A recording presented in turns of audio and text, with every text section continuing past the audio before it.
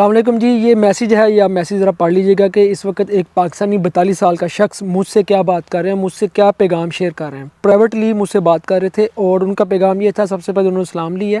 میں ان کا نام شو نہیں کر رہا، نہ کوئی چیز آپ کو بتا رہا ہوں۔ یہ کہہ رہے ہیں کہ میں مجبور ہوں، میں آپ سے مدد اس طرح سے مانگ رہا ہوں کہ میرے جو گھر کے معاملات ہیں، میری عمر 42 سال ہے، میرے پاس ایک دکان ہے کرائے کی، اس کا کرایہ بھی دینا ہے، گھر میں 3 بچے بھی ہیں، جوائنٹ فیملی کے ساتھ ہوں، اور جو دکان کے اوپر میں کام کرتا ہوں، کبھی 500 کی، کبھی 800 کی، کبھی 1000 کی دیہڑی لگتی ہے اور کبھی کسی دن کچھ بھی نہیں لگتا۔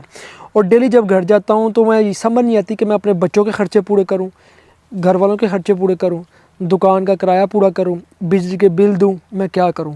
حتیٰ کہ یہاں تک کہ میں نے اپنے آپ کو مارنے کی کوشش بھی کی، لیکن قرآن پاک میں ہے اور ہمارے اسلام میں ہے کہ یہ چیز حرام ہے، اس لیے میں یہ کام نہیں کر سکا۔ میرے چھوٹے چھوٹے بچے ہیں۔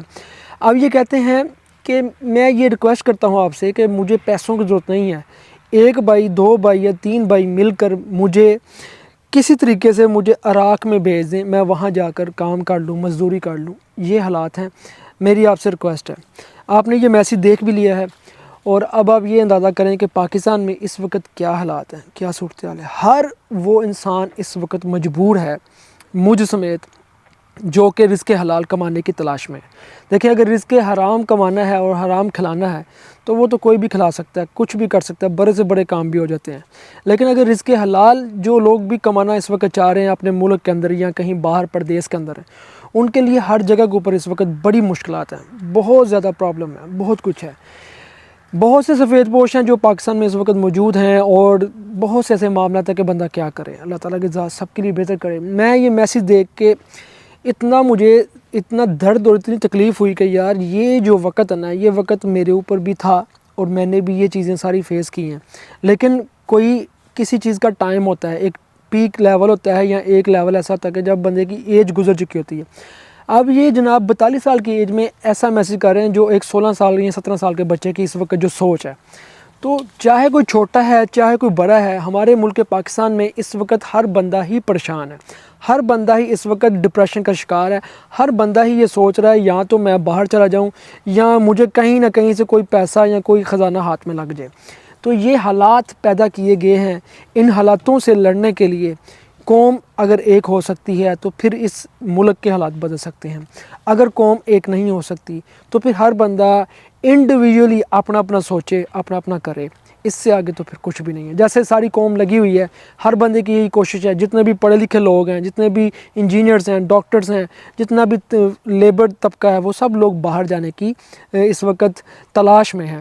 جس کو جہاں سے جو بھی راستہ مل رہا ہے وہ وہاں پر پہنچنے کی کوشش کر رہا ہے۔ تو اللہ تعالیٰ کی ذات سب کے لیے بہتر کرے۔ دیکھیں، حالات سدا ہمیشہ ایک جیسے ایک نہیں رہتے اور کبھی بھی ظالمانہ حکومت بھی نہیں رہے گی، کبھی بھی ظالم لوگ بھی نہیں رہیں گے اور کبھی بھی اچھے لوگ بھی نہیں رہیں گے۔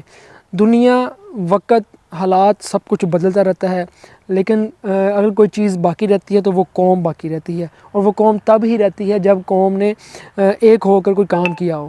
لیکن ہمارے ملک میں ایسا کوئی چکر نہیں ہے، قوم ایک نہیں ہے، یہ سب لوگ ہی خود اپنی اپنی جگہ کے اوپر دغا بازیاں، دھوکے، فراڈ کر رہے ہیں۔ تو پھر کسی سے کیا توقع؟ ٹھیک ہے، جب ہمارے اپنے ہی خود سارے غلط ہیں، کسی سے کو کچھ نہیں کہا جا سکتا۔ سب سے پہلے ہم نے خود کو ٹھیک کرنا ہے، ہم سب نے خود میں ایک ہونا ہے۔ یہاں پر انہوں نے ایک بات کی تھی کہ میرے گھر میں لڑائی جھگڑا ہو رہا ہے۔ واقعی حقیقت ہے، گھر میں ضرورتیں ہوتی ہیں تو پھر لڑائی جھگڑے ہوتے ہیں، لیکن یہ ہے کہ گھر والوں کو بھی سمجھنا چاہیے، صبر رکھنا چاہیے، برداشت کرنا چاہیے۔ یہ برداشت، یہ صبر بہت ضروری ہے۔ وہ شخص جو آپ کے لیے کمانے کے لیے گھر سے باہر نکلا ہوا ہے، وہ بہت کچھ فیس کر رہا ہوتا ہے۔ وہ اللہ تعالیٰ سے پتہ نہیں کتنی دعائیں مانگ رہا ہوتا ہے، رزق حلال کے لیے کیا کچھ نہیں کر رہا ہوتا۔ لیکن اس کا یہ مطلب نہیں ہے کہ جب وہ گھر آئے تو اس کے صبر کا پیمانہ جو ہے وہ آپ توڑ دو۔ آپ کو بھی صبر کا حکم ہے، آپ بھی صبر کریں۔ جو گھر میں جتنی بھی خواتین ہیں، اگر آپ صبر نہیں کریں گی تو پھر گھر میں نفرتیں اور بغض پیدا ہوگا اور پھر تباہی ہوگی۔ اللہ تعالیٰ کی ذات سب کے لیے اپنا بہتر سے بہتر اللہ تعالیٰ کی ذات وسیلے پیدا کرے۔ دعاؤں میں یاد رکھیے گا۔ اللہ حافظ۔